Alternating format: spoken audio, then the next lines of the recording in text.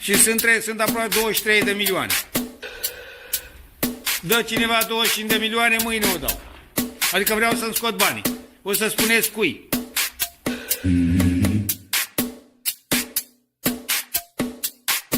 Trebuie riscat. Câteva 2-3 milioane, nu știu. Că riști 2-3 să iei 50. You know what?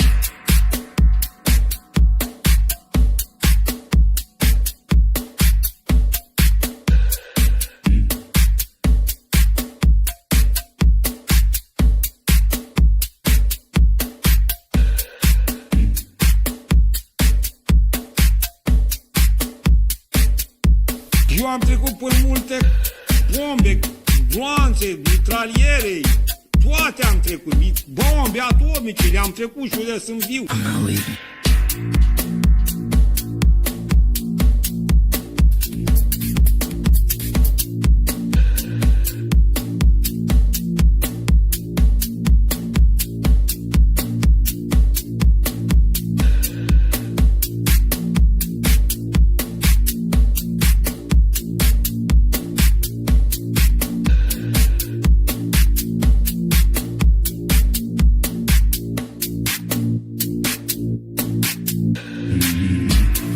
And I remain squarely focused on our dual mandate to promote maximum employment and stable prices for the American people. Today, the FOMC decided to leave our policy interest rate unchanged and to continue to reduce our securities holdings, though at a slower pace. Our restrictive stance of monetary policy has been putting downward pressure on economic activity and inflation, and the risks to achieving our employment and inflation goals have moved toward better balance over the past year. Again.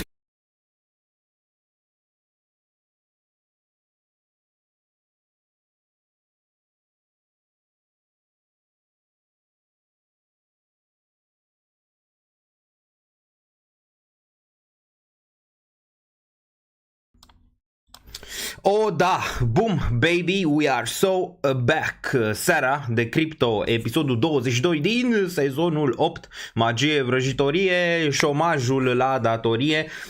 Datele economice pe luna mai încep în forță, luna mai începe în forță, deoarece astăzi vom vedea șomajul din SUA, care desigur este foarte important pentru că Jerome Powell, unde e el în momentul de față, se uită la aceste date, să vadă ce se întâmplă cu piața muncii, favoritul lui indicator pentru a vedea dacă lucrurile arată bine sau nu pentru o posibilă tăiare de dobândă. În aproximativ 7 minute vom vedea aceste date, desigur v-am pregătit o prezentare, imediat ne uităm pe ea să vedem ce putem vedea astăzi. Din punctul meu de vedere, reacția va fi mixtă, neutră, bearish, dar imediat discutăm. Deja am postat ceva pe Patreon în legătură cu acest șomaj și e posibil să vedem o reacție mixtă astăzi, dar mai mult un pic neutră, bearish. Discutăm imediat. Să-mi spuneți ce credeți voi că vedem. Vom vedea desigur șomajul, care aștepta la 4,2% și non-farm payrolls, adică câte locuri de muncă se adaugă în economia americană sau se pot adăuga în economia americană pe luna trecută. Da? Ne uităm pe datele de luna trecută, undeva la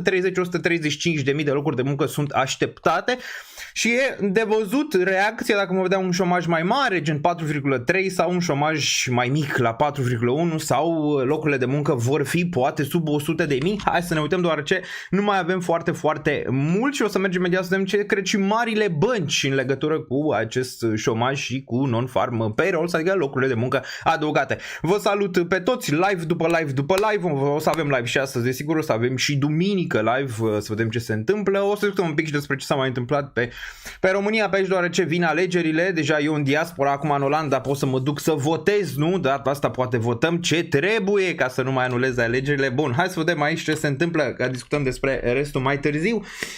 Hai să începem aici, am postat în Patreon, asta o să puteți să găsiți și voi numai dacă dați subscribe în Patreon, adică dacă intrați în Patreon și dați acolo follow în Patreon, atâta tot o să puteți găsi un pic mai târziu să o puteți analiza, dar dacă ne uităm aici putem să vedem ce cred marile bănci, putem să vedem că în mare parte 4-1-4-2, nu prea vedem 4-3, doar Bank of Montreal, da? Adică o singură bancă mare dă șomaj undeva la 4,3, restul 4,1-4,2, desigur unemployment rate putem să-l vedem aici în median undeva la 4,2. Așteptat, non-farm payroll 135.000, totuși aici mai avem ceva împărțire de vedeți aici HSBC de undeva la 75.000, adică se așteaptă destul de bearish să fie. Acum, dacă șomajul este peste 4,3, cresc șansele, desigur, ca Jerome Powell să taie. Dacă el e sub 4,2, da? Dacă vine sub 4,2, atunci scad șansele ca el să taie. Dacă locurile de muncă se adaugă în continuare peste cele 135.000, scad șansele să taie. Acum, nu știm dacă suntem încă în teoria când datele bune sunt interpretate ca date negative și datele negative sunt interpretate ca pozitive în materie de preț. Vom vedea imediat ce vom analiza împreună în câteva minute ce se întâmplă, aproximativ 4. Dar putem să vedem aici 135.000, un pic ING mai bearish, Citigroup un pic mai bearish, aici Santander un pic mai bearish la 120.000. Restul de la Goldman Sachs aici până la Wells Fargo dau locuri de muncă destul de multe adăugate. Acum, previziunile putem vedea aici. Astea sunt previziunile dacă ne uităm la Bitcoin. Putem să vedem un 4,1 aici pe previziune. Ar aduce o corecție de 1,7%. Cum vă ziceam, dacă piața muncii rămâne destul de stabilă, chiar hot, atunci îți dai seama că șansele scad ca Jerome Powell să taie săptămâna viitoare. 4,2 aici, o mișcare de 0,6, iar 4,3 un 2,4. La ce mă aștept eu? La un 4,2, că asta și scriam aici. O să ne uităm și la ETH imediat. Da, putem să vedem și Ethereum aici ce se întâmplă cu el, undeva la 4,3, un 2%, poate un pic mai mult urcare pentru ETH și un 4,2, undeva la 0,4 și un 4,1, un scenariu destul de bearish, undeva la minus 1,6 aici și putem să vedem ce s-a întâmplat și istoric aici, da?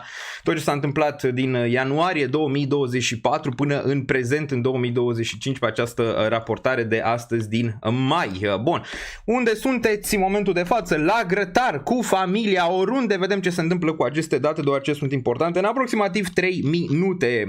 Am mai scris eu aici de ce e important, am și văzut anumite date economice care ne-ar putea arăta, de exemplu, job openings au scăzut 7,192 milioane, estimarea undeva la 7,48, deja PIB-ul pe Q1 a fost negativ 0,3 față de așteptările de plus 0,3 a venit la minus 0,3, cumva piața muncii să contracte, dar și economia un pic să contracte, de Jerome Powell ar vrea să taie. Bun, concluzia mea personală, mă aștept ca șomajul să fie raportat exact la 4,2, iar reacția pieței să fie una mixtă, ușor negativă, întrucât investitorii nu vor înțelege clar ce direcție va urma Fed în următoarea perioadă după aceste date, mai ales în lipsa unei deteriorări clare a pieței muncii. Nu cred că vom vedea o deteriorare clară și asta probabil se va bătea cap în cap.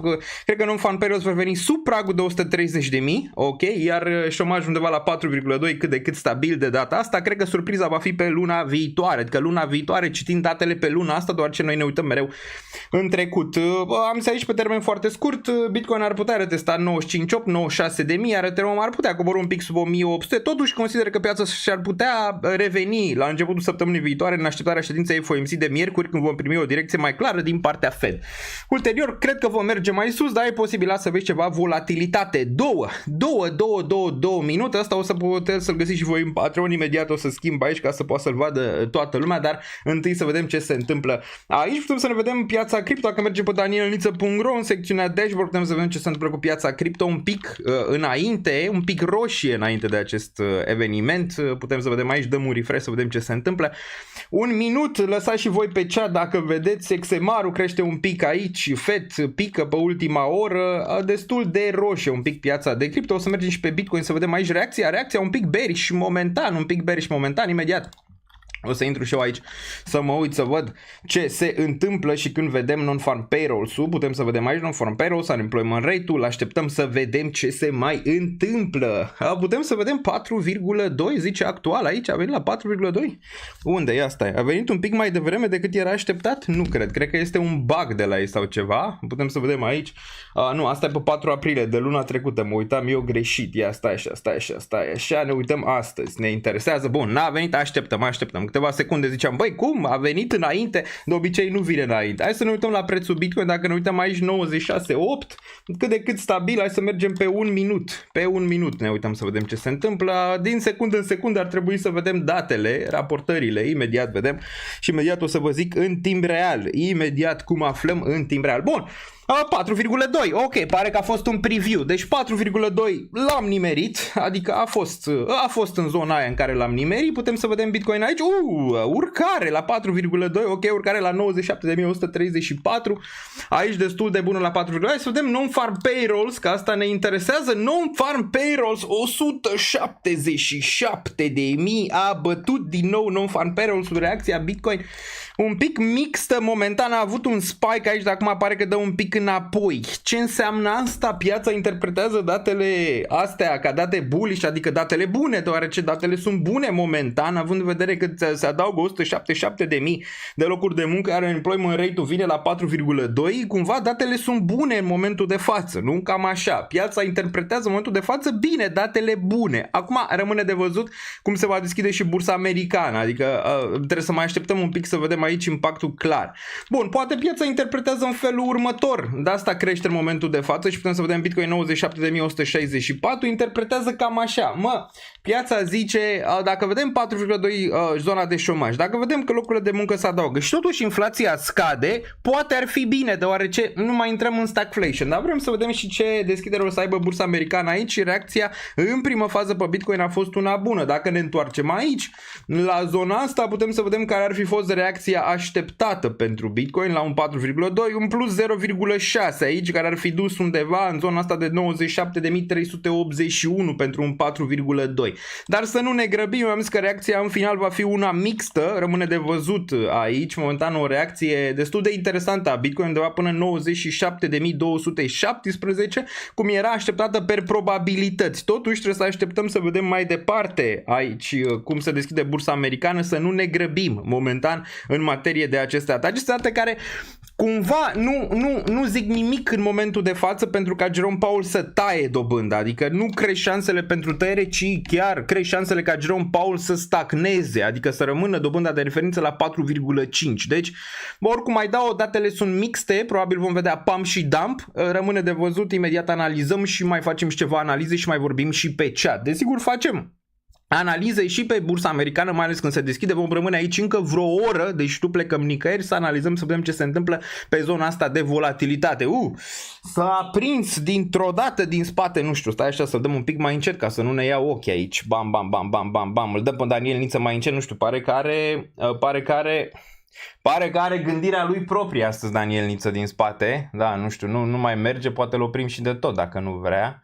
Dacă nu vrea, îi dăm așa, direct îl oprim. Bun, taie Jerome, păi nu ar trebui să taie, având în vedere datele astea, putem să vedem că Bitcoin corectează aici 96.971, după ce a avut un spike, să zicem, într-o așteptare mediană de urcare spre 97.300 la plus 0,6, totuși nu-s convins de această mutare, din punctul meu de vedere, e posibil să vedem dump la deschiderea bursei americane sau poate chiar mai devreme. Bitcoin s-a întors pe unde a fost, adică a avut un mic pump aici și absolut nimic momentan.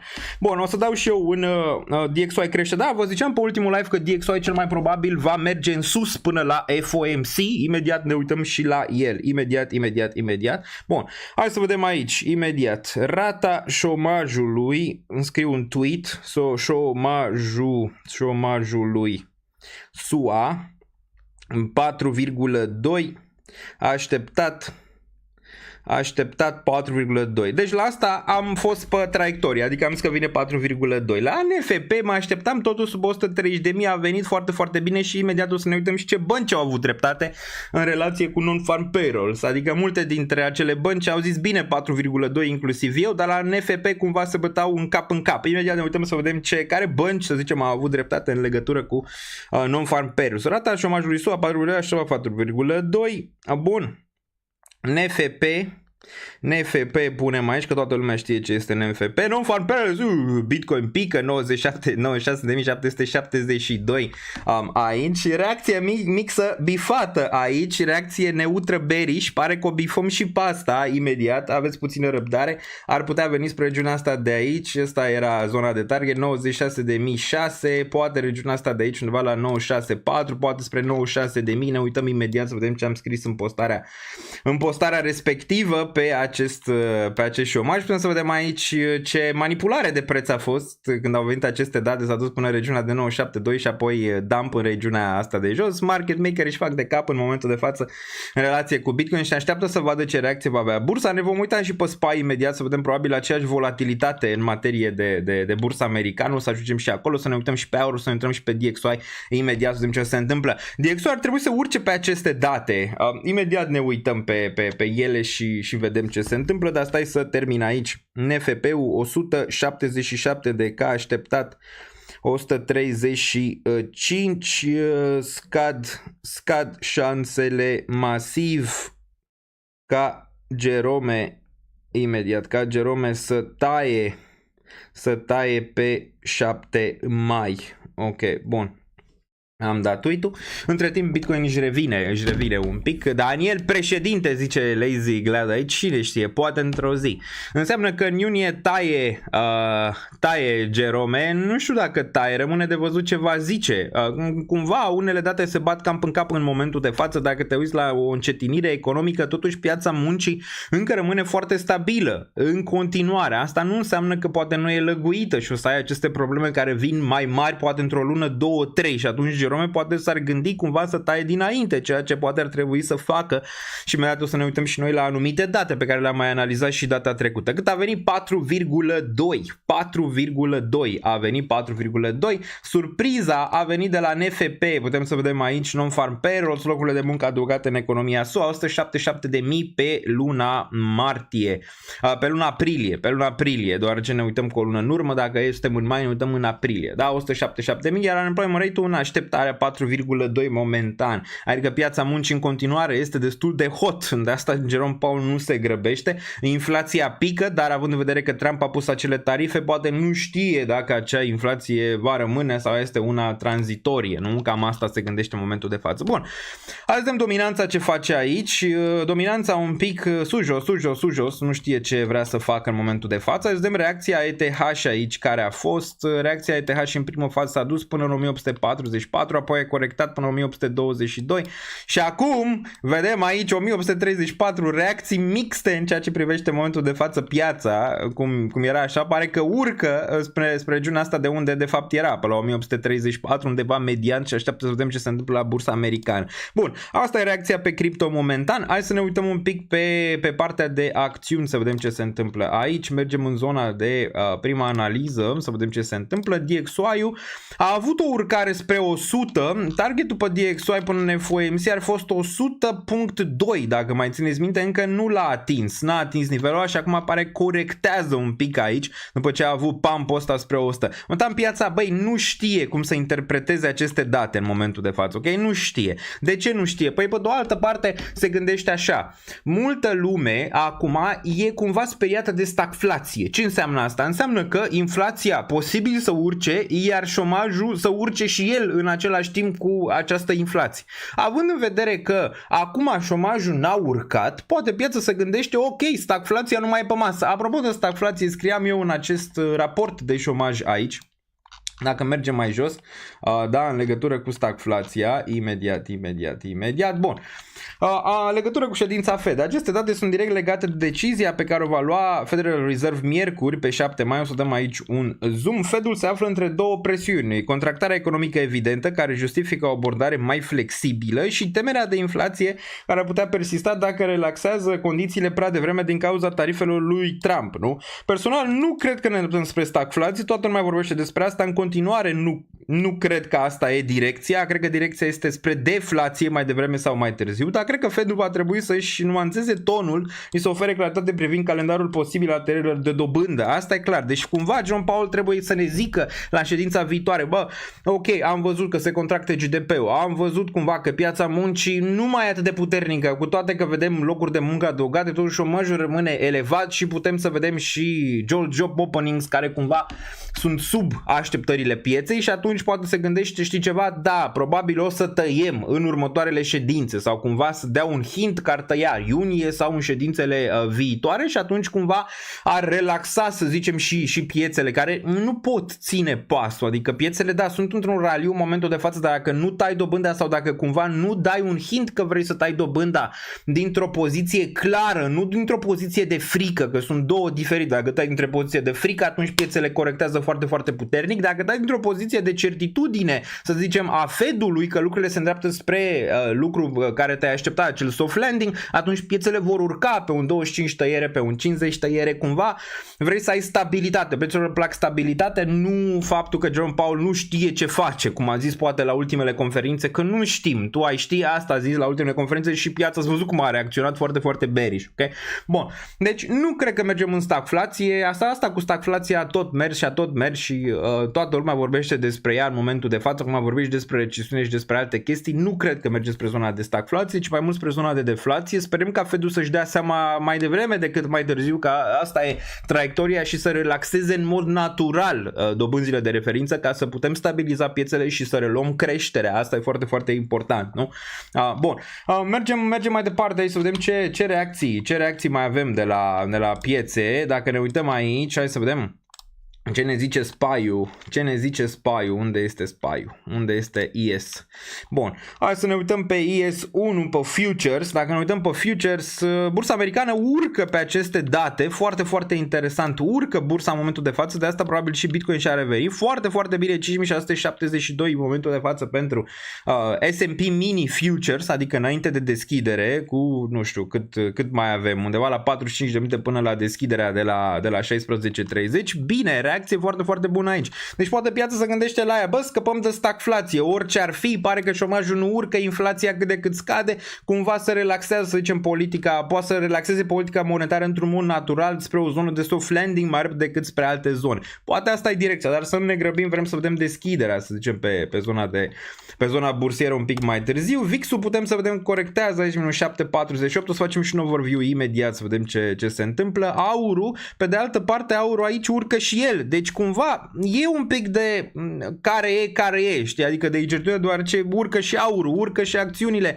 corectează DXY, ba urcă DXY, ba corectează, ba urcă Bitcoin, ba corectează, adică cumva e un pic de incertitudine aici, totuși și aurul urcă. Dacă sentimentul era bun, poate aurul corecta, nu? Cum a corectat până acum. Dacă ne uităm aici, a corectat foarte, foarte bine, dar poate la aur ăsta e doar o mișcare, să zicem, naturală, după ce ți-a spart trendul ăsta de aici, să zicem, descendent, în care ai avut suport foarte, foarte bun. Deci îmi retestează regiunea asta și apoi se duce mai jos, ok? Se duce spre regiunile astea de aici de 3146, poate chiar cel de aici de 2964, arată bearish oricum aurul, cel puțin momentan aici pe timeframe-urile mici. Pe timeframe-urile mari mai e până când putem zice că graficul ăsta arată bearish, măcar trebuie să închizi spre sub 3142, 3150 ca să poți face caz de asta. Bun.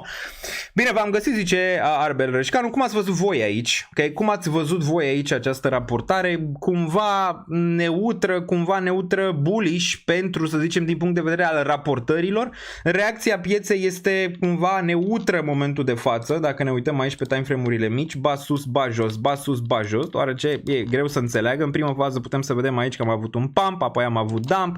Deci poate vedea destul de clar aici care a fost reacția, cam asta, una mixtă. Așteptăm să vedem ce se întâmplă la nivel de deschidere a pieței bursiere. O să mai facem și alte analize imediat, ok? Imediat. Bun, ziceam DXY cumva și ăsta sus, în primă parte, după ce piețele au corectat și acum stă un pic stabil în lateral. Putem să vedem alte burse, putem să vedem UK 100 din Marea Britanie, putem să vedem că e pe verde astăzi destul de bine. Cumva piața se stabilizează, iar impactul lui Trump cumva acum nu mai e atât de mare. Trump a venit, tarifele cumva, vorbește despre tarife în fiecare zi, omului îi să ia, bă, lasă-ne mă cu tarifele. Cât să mai zici de tarife? Zici de tarife azi, zici de tarife mâine, zici zice tarife peste o lună, zice tarife, ok, piața cumva se ajustează, zic că ok mă, bine, hai, tarife, hai să vedem ce se întâmplă mai departe. Din nou rămân la ideea că e posibil să vedem luna mai o lună pozitivă și acum mergem la întrebarea. Acest raliu, țineți minte că mă așteptam să avem bottom în regiunea aia de 12-15 aprilie. Asta nu înseamnă că zic I called it, cum zic ăștia pe internet, că toți au prins subsolul și toți ies în față să zică domnule, eu am fost bully și am prins subsolul și toate cele. Există doar probabilități, pot să am dreptate, pot să mă înșel. Când mă înșel, vin și zic, bă, m-am înșelat și m-am înșelat în trecut, da, m-am înșelat în trecut și o să mai mă înșel și în viitor, dar o să am și dreptate. Contează zona de probabilități și cum te poziționezi în mare parte pe mutarea respectivă, ok? Bun. Ziceam că piețele cel mai probabil vor pune un bottom undeva în aprilie, la mijloc, ceea ce s-a întâmplat, a venit urcare, inclusiv pe Bitcoin în zona de 96-97, Ethereum mai slab și a găsit suportul în 1300-1500, acum se duce și el spre zona de 1800 și ceva, 1950, o zonă foarte importantă și ziceam, vine întrebarea de baraj, este ăsta un bull trap, adică această urcare pe care o vedem este o capcană întinsă taurilor și ulterior vom merge mai jos? Sau ce am văzut până acum la începutul anului 2025 a fost o capcană pentru urși, pentru a vinde, știi? Adică pentru a vinde, da? Pentru a vinde și pe urmă să-i lase pe din afară. Întrebarea asta va fi răspunsă în luna mai. Momentan mai am nevoie de câteva date pentru a da o direcție. Cel mai probabil o săptămână să văd ce se întâmplă la FOMC și apoi dăm o direcție dacă ăsta este un bull trap, adică vom vedea urcare și apoi o corecție sub low-ul precedent de la Bitcoin la 74.000 și S&P-ul sub 4.800 sau dacă asta se va transforma într-un mega bull market aici. Momentan direcția pe mai pare una pozitivă și atunci toată lumea o să-și pună întrebarea asta, nu? Sell in May and go away, adică vinzi în mai și pleci mai departe, vie că duce Bitcoin la peste 100.000, vie că vezi ETH la 2500, poate chiar mai mult rămâne de văzut și atunci îți pui întrebarea, bă, yes sau în momentul de față rămân pentru că mergem mai sus, ok? Asta o să fie întrebarea pentru mulți în următoarea perioadă în mai, care cel mai probabil va fi o lună bună mergând spre FOMC. În FOMC o să mai discutăm, FOMC este săptămâna viitoare miercuri, mai discutăm și duminică, desigur, despre ce am putea vedea acolo, dar ce e important de la Jerome Powell în momentul de față e să dea o direcție clară, nu să mai bâșbâie cum a făcut până acum în ultimele conferințe de presă, inclusiv la ultima ședință Fed. Nu place așa ceva piețelor, nu e bine ca Jerome Powell să-l vezi că bâșbâie, adică nu știe, bă, nu știe, Jerome Powell în ultimele ședințe nu știu mai mult decât noi, adică era, bă, tu știi, adică chiar și l-a întrebat pe reporterul ăla, tu ai ști ce să faci în situația asta, adică asta nu dă bine, știi, vrem să dăm o direcție clară, să zică Jerome Powell, da, cumva situația economică se redresează, piața muncii nu mai e sau e atât de puternică, rămâne să vedem ce zice. Inflația scade, per date scade, ok, asta e destul de clar, inflația 2,4% scade și atunci relaxăm politica monetară în următoarea perioadă. Numai asta să zică și piețele ar bubui măcar până în iunie, adică ar merge în sus până în iunie la următoarea ședință Fed sau să zică quantitative tightening îl oprim în următoarele 3 luni și atunci din nou piața ar urca foarte, foarte frumos spre momentul ăla. Desigur, în momentul ăla o să vezi și o corecție, în momentul când se întâmplă, în momentul când oprește quantitative tightening, în momentul când taie dobânda, de ce? Buy the rumor, sell the news, dacă piața știe, piața e un animal care cumva aproximează dinainte. Dacă tu știi că Jerome Powell va tăia în iunie, nu cumperi acum, astăzi n-aștept până în iunie și în iunie, când taie dobânda, nu mai e nimeni să cumpere și atunci probabil vei vedea o corecție în zona respectivă. Deci asta am vrea să vedem în mare parte de la Jerome Powell, am vrea să vedem stabilitatea pe care Trump nu a dat-o piețelor în ultimele 3 luni de zile, absolut deloc și a făcut ba stânga, ba dreapta, ba stânga, ba dreapta, ba misterețul stânga, ba misterețul dreapta, ba glonțul e invers, ba nu știu ce, așa, bun. Daniel Niță, need more data, sir. Sperăm să nu zică asta deoarece are suficiente date și hai să ne uităm un pic pe datele pe care le are Jerome Powell în momentul de față pentru a decide ce se întâmplă cu dobânda de referință, poate nu în mai, că probabil o va lăsa așa, dar în iunie și mai departe. Bun, apoi sunt câteva chestii aici dacă ne uităm. Dacă ne uităm, sunt câteva chestii aici interesante, da? Bun, hai să ne uităm un pic la, să zicem, la zona asta de GDP și toate astea, care duc pe o posibilă relaxare economică, nu să zicem stagnare, cum e în momentul de față, relaxare, adică relaxare în nivel de politică monetară. Hai să ne uităm aici la ce am văzut, imediat ne uităm, mergem pe luna aprilie și vedem pe data de 30 ce am văzut aici, 2 secunde, mai mergem și pe piețe imediat, mai avem timp. Mai avem timp până când se deschide bursa americană, ok? Bun, impactul mare pe USD, imediat ne uităm să vedem. Bun, deci ziceam, Gross Domestic Product, quarter over quarter aici, Q1, a fost undeva la minus 0,3, da? Așteptarea era undeva la 0,2 plus 0,3 în regiunea asta de aici, deci și asta n-arată grozav. Partea de Core PC a rămas destul de bun, a rămas la același nivel, ceea ce este destul de decent. Ce am mai avut aici relevant? Da, putem să vedem Core PC Price Index year over year 2,6, deci inflația până și PC a rămas decentă aici, deci ok, inflația sub control. Știm foarte bine că inflația normală e la 2,4, iar Trueflation e undeva în zona, nu știu, de 1,4. Hai să ne uităm pe unde este Trueflation, inflația adevărată, la ce nivel e în momentul de față, ok? Ca să putem vedea prin ochii lui Jerome, desigur vom avea o prezentare mai largă săptămâna viitoare, putem să vedem US Inflation, Trueflation 1,37. Deci puterea asta de inflație nu prea există. Trump a amânat acele tarife foarte, foarte largi pentru 90 de zile, deci nu o să vedem inflația că vine atât de puternic, atât de rapid, având în vedere că le-a amânat cu 3 luni, vedem cum rămân ele și ce deal-uri face mai departe. Cumva nu mai e același scenariu când a vorbit Jerome Powell. Cu China pare că se înțelege, deci nu mai e nici acolo același scenariu. Acum, de unde mai vine inflația aia foarte, foarte mare? Asta este întrebarea. Întrebarea e că nu știi ce va rămâne până la urmă de la Trump cu aceste tarife. Poate asta ar fi, să zicem, în mintea lui Jerome Powell, cu toate că dacă ați privit ultima conferință de presă de la FOMC, a zis că cumva vede că e tranzitorii aceste tarife. Apoi s-a răzgândit și a zis, bă, sunt prea mari, adică cumva sunt prea mari pentru ce mă așteptam eu și poate acum nu știu. Acum pare că nu mai sunt atât de mari, nu? Doar ce pare că le reduce ăsta Donald Trump și atunci nu. Ar trebui să te gândești, nu, să tai că n-ai ce să faci per date. Mai sunt și alte lucruri, dacă te uiți aici la DXY. DXY e un picaj foarte, foarte, foarte mult aici, foarte mult. DXY e un picaj foarte, foarte mare. Dacă te uiți la petrol, hai să ne uităm la petrol, care de obicei îți arată drumul inflației, hai să ne uităm la petrol, unde e? La commodities, ia să ne uităm la petrol. Petrolul aici a mai prins ieri niște putere, că a zis Trump că oricine cumpără petrol de la iranieni cumva este inamicul Statelor Unite. Da, uite cum arată petrolul. Petrolul care îți arată ce se poate întâmpla cu inflația, poți să observi aici din trecut.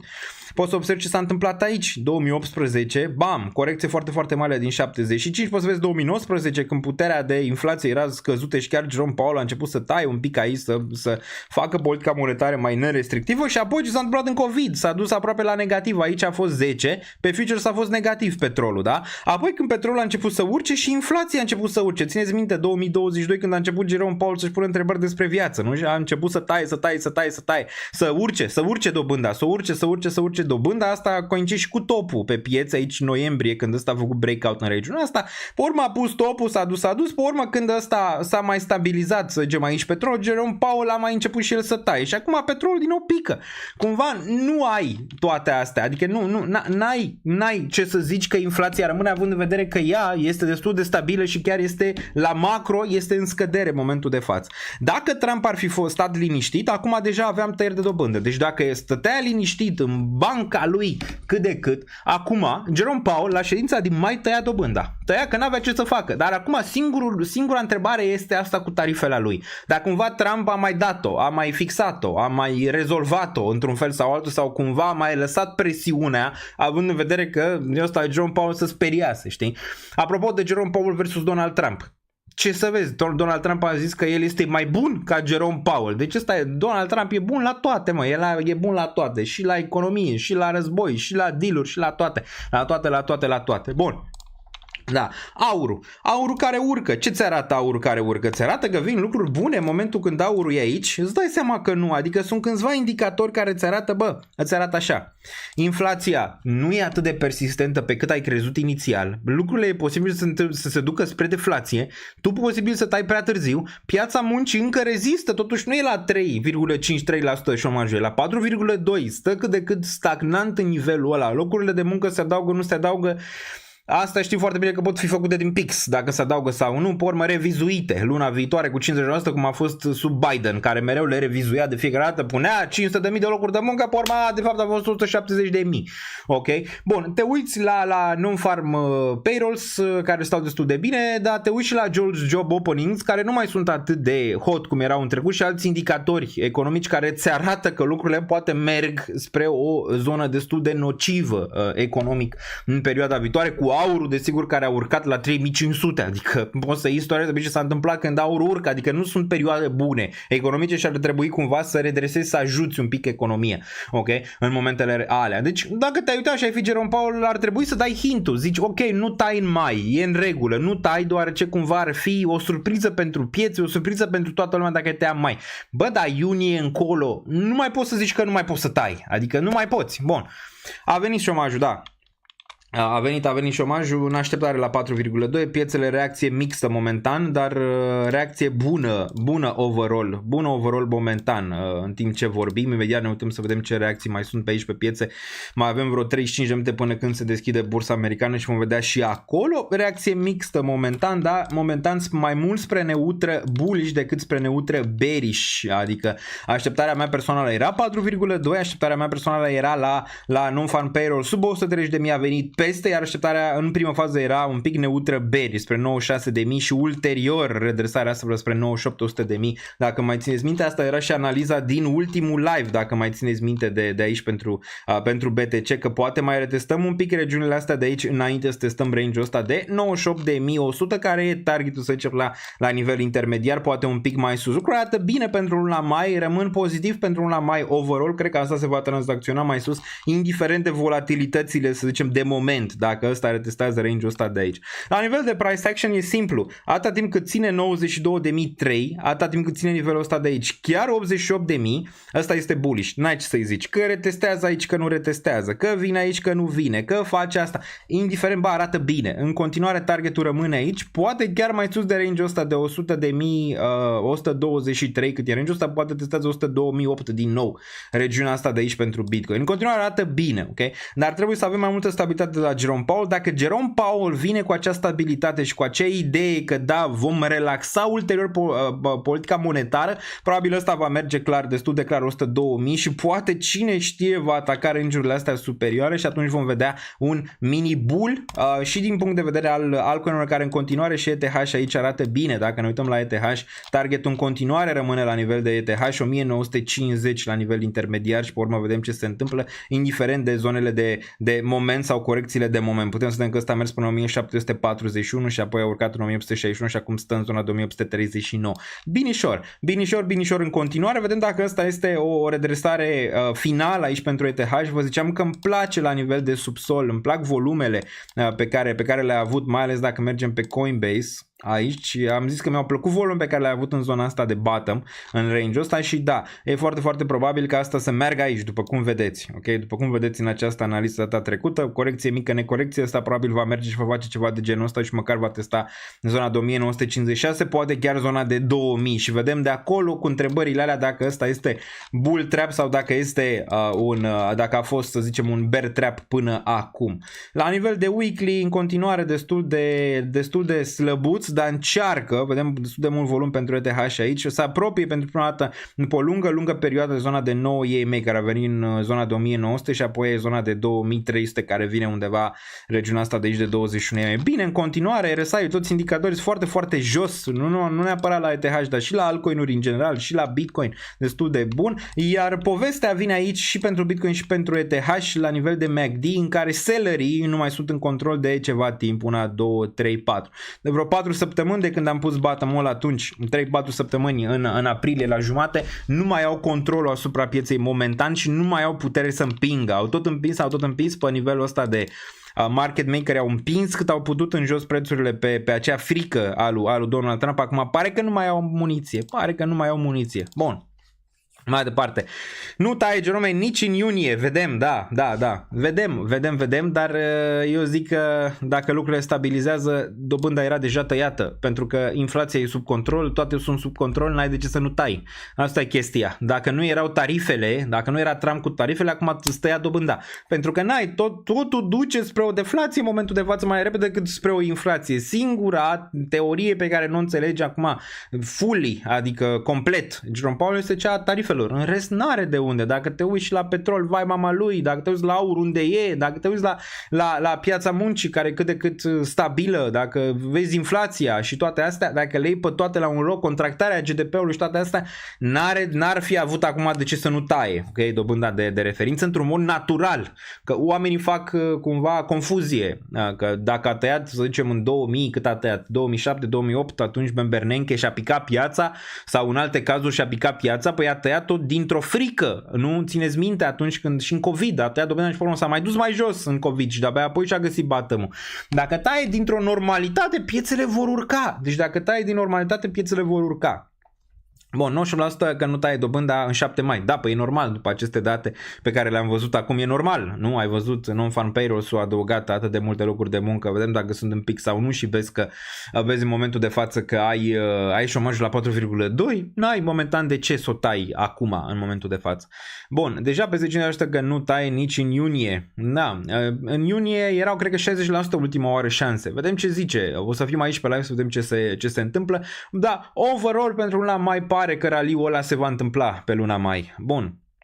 Numai capcane în piața asta, capcane sunt peste tot, nu numai în piețe, dar în piețele financiare de cel mai multe ori ai capcane și pentru urși și pentru tauri. Din punctul meu de vedere, momentan, ar face mai mult sens să fie avut la începutul anului capcană pentru urși, deoarece mulți au vândut foarte, foarte puternic, știți foarte, foarte bine, erau stresați că mergem la zero, că intrăm în recesiune și toate astea. Tot stresul ăsta a făcut pe unii să vândă, nu? Și să-i lase pe din afară. Sentimentele au fost negative, oamenii nu mai au chef. E cumva perfect pentru a-i scoate din joc înaintea unui raliu mai important, să zicem așa, pe piețe. Vezi cazul 2008, vezi cazul COVID și multe alte cazuri din trecut în care scoți întâi pe cei care sunt weak hands sau lichidezi pozițiile celor care sunt weak hands și apoi up only la un moment dat o perioadă și pe urmă te întreb dacă mai scade piața sau nu. Cei care sunt de aici o lungă perioadă știți că avem perioade în care oamenii întreabă mai scade piața vreodată deoarece merge în sus un an, doi și pe urmă zici că nu mai scade niciodată și ai oameni care zic dacă mai crește piața vreodată deoarece vii într-o perioadă când 1, 2, 3 ani tot îți scade piața și atunci nu mai crezi că va mai urca niciodată.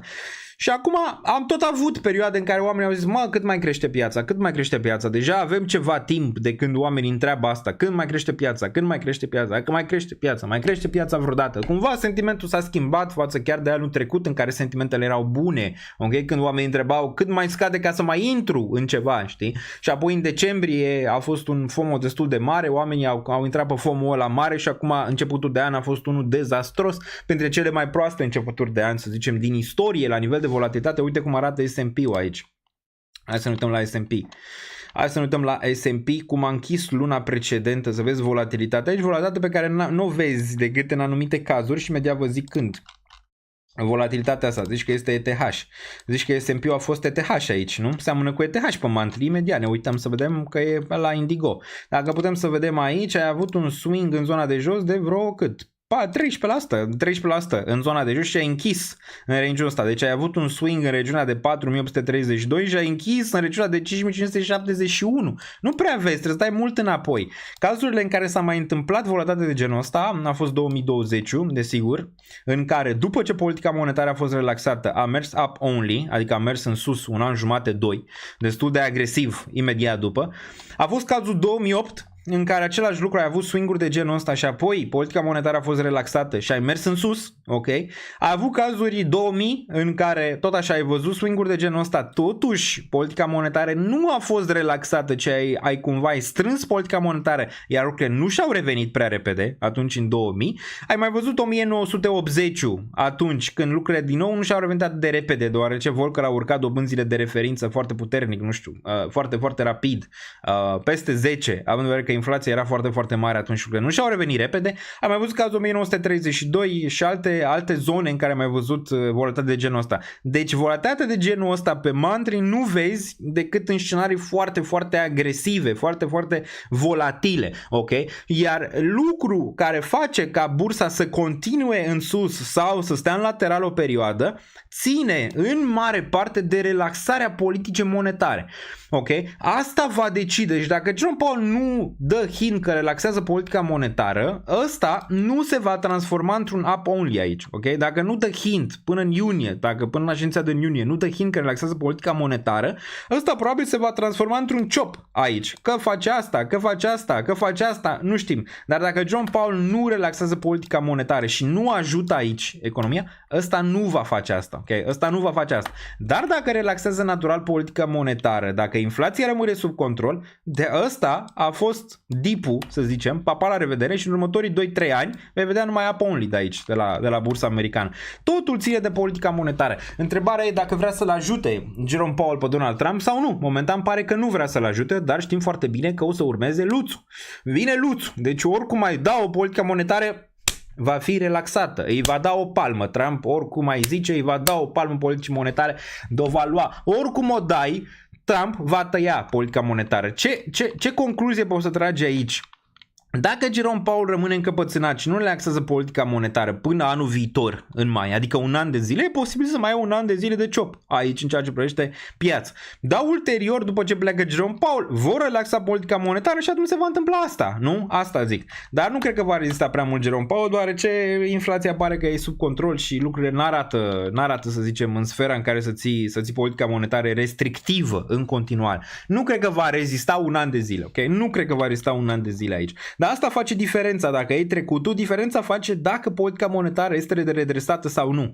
Dacă este relaxat, dacă relaxezi politica monetară, asta depinde dacă faci all-time high pe bursa americană sau nu. De ce? Păi dacă relaxezi politica monetară și companiile au mai mulți bani, nu? Știm foarte bine că banii sunt mai ieftini, împrumuturile sunt mai ieftine, toate lucrurile merg bine, stimulezi economia, oamenii au mai mulți bani și tot așa. Adică asta contează. Dacă nu, atunci earnings-urile care oricum eu la aproxima încor să fie bune și au fost bune în marea lor majoritate, nu vor mai fi atât de bune dacă Trump ține aceste tarife, dacă Jerome Powell nu relaxează politica monetară, atunci o să ai cumva acea stagnare economică și atunci îți dai seama că nici bursa americană nu o să urce, că investitorii văd, bă, ăștia nu mai fac profitabilitate. Nu mai e bine, atunci nu mai băgăm bani în toate companiile astea, ok? Și atunci ai un shift în piețe. Mai avem. Bun.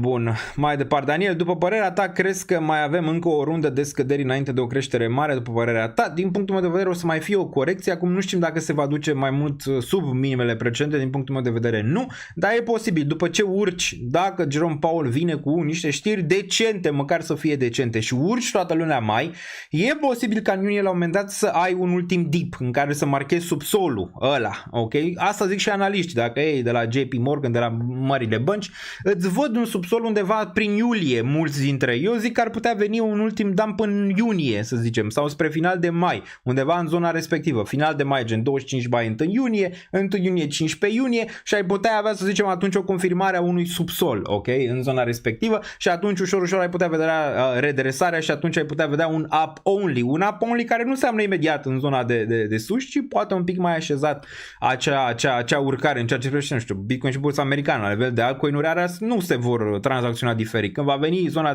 de hype și altcoin system, alea în 4 săptămâni se vor face urcări destul de mari, s-a terminat, papa, la revedere. Dacă nu ești 4 săptămâni în piață, pierzi mutarea respectivă. Bun. În GTA-ul, da, am văzut că GTA cât e? GTA 6 sau ceva de genul ăsta seamănă și el până în mai anul viitor. Coincidență, în mai anul viitor Jerome Powell nu o să mai fie șeful Rezervei Federale, șansele sunt foarte mici ca să rămână în continuare la șefia Fed. Bun.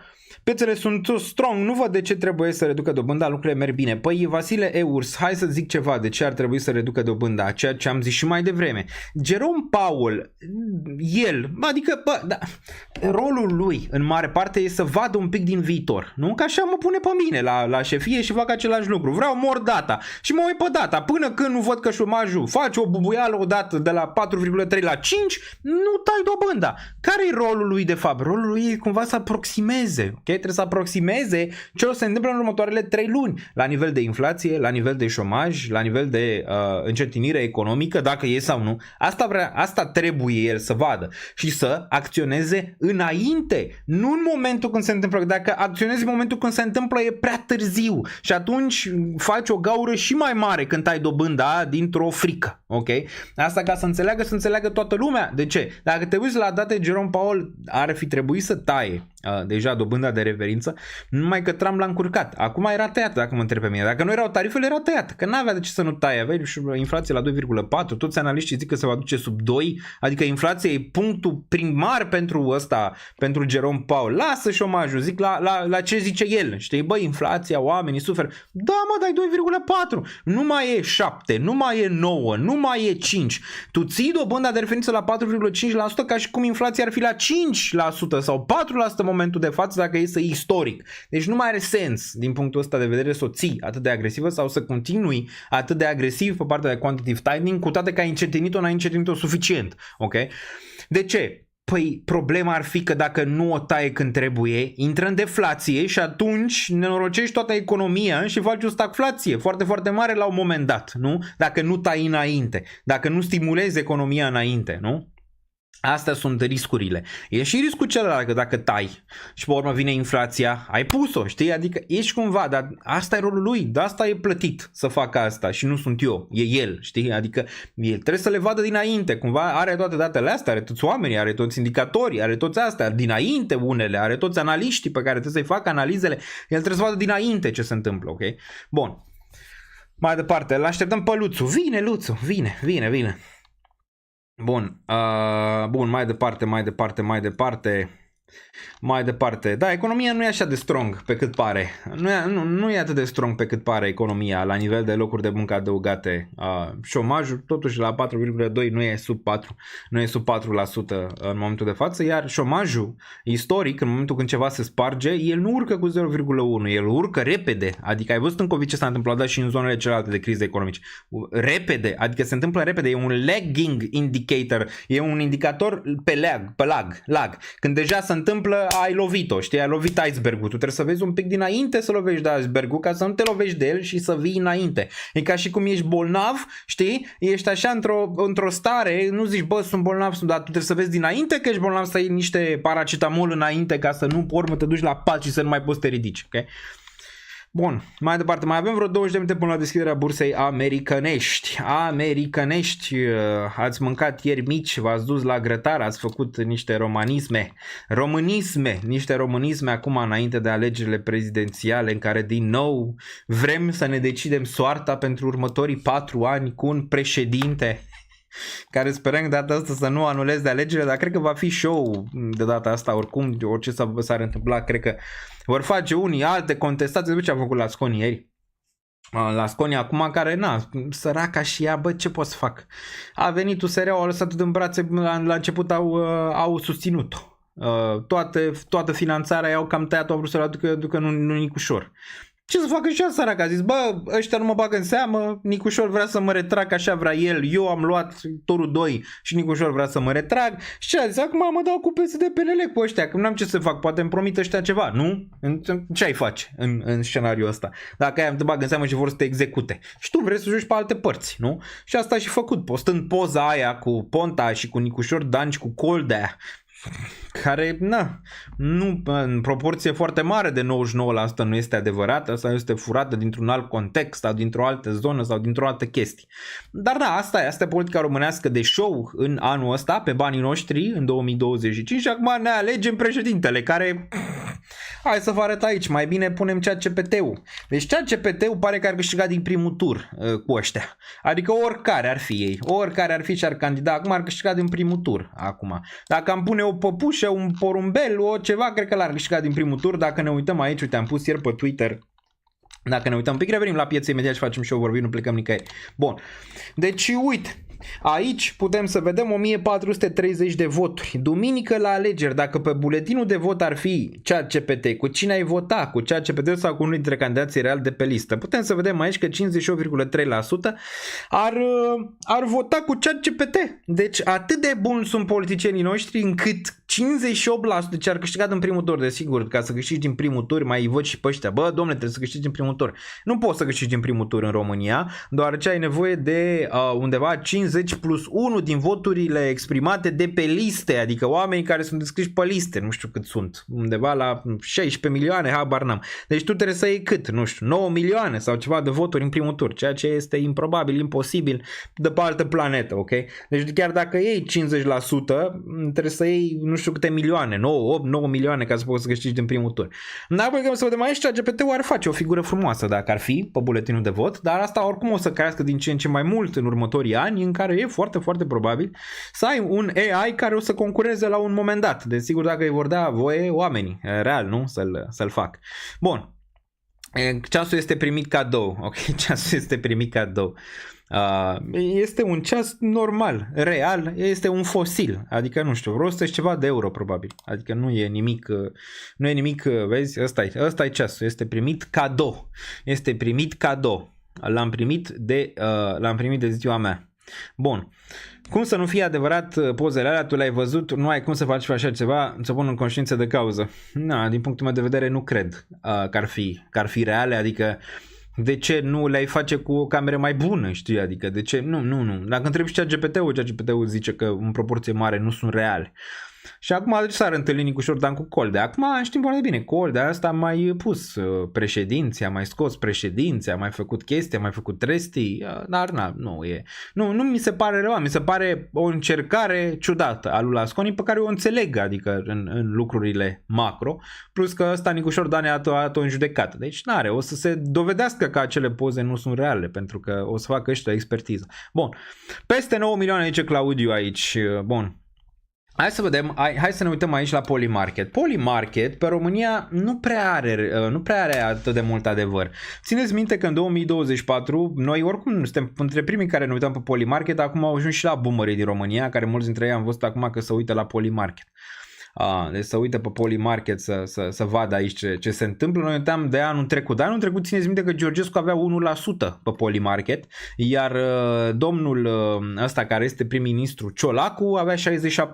Și am văzut foarte bine ce a ieșit. Deci pe România nu prea iese ce trebuie, dar dacă ne putem să ne uităm aici, Crin Antonescu detașat la 37% șanse să devine președintele României, George Simion 29 și Nicu Șordan 28, Victor Ponta 7.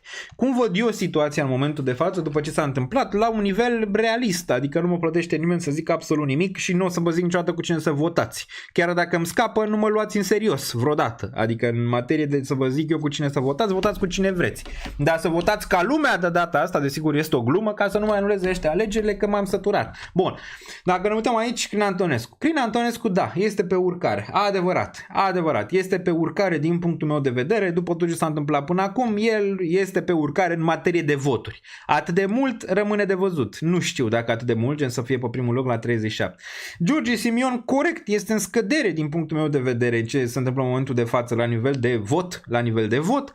Problema lui e faptul că nu e Georgescu. Asta e problema lui în mare parte și n-are aura respectivă. Dar bine, n-a participat la acele debate-uri totuși. Și asta nu știu, s-a contrazis cu ce a zis anul trecut, în care zicea că dacă cineva nu participă la debate-urile astea, cumva e nasol și n-ar trebui votat sau ceva de genul ăsta. Și el n-a participat. Acum, da, e un pic în scădere. Nu mult, dar e un pic în scădere. Nicu Șordan, aici 28%, nu știu ce să zic, pare stagnant dacă mă întreb pe mine aici la nivel de voturi, dar asta poate pica și pe locul 3 în momentul de față, deoarece stagnează.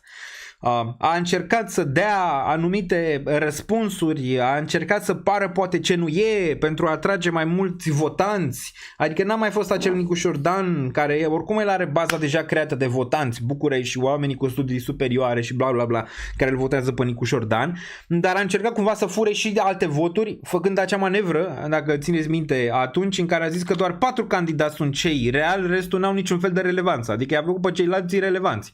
Eu înțeleg că poate așa e, dar nu știu cât de bine dă, știi, să ai o aroganță. Dar poate asta și-a vrut, să creadă lumea, uite bă, am cojones. Dar pare stagnant, ok? Pare stagnant. Acum nu știu, probabil lupta se va duce între ăștia 3, asta e destul de clar, vor fi, în primă fază e posibil să iasă Simion pe primul loc, la duminică și o să avem live duminică. E posibil să iasă Nicușor sau Crin pe 2 și apoi Nicușor să detroneze pe Crin. Adică o să fie peste noapte, o să fie o noapte lungă, asta e destul de clar, în care nu o să știm neapărat turul 2 aici.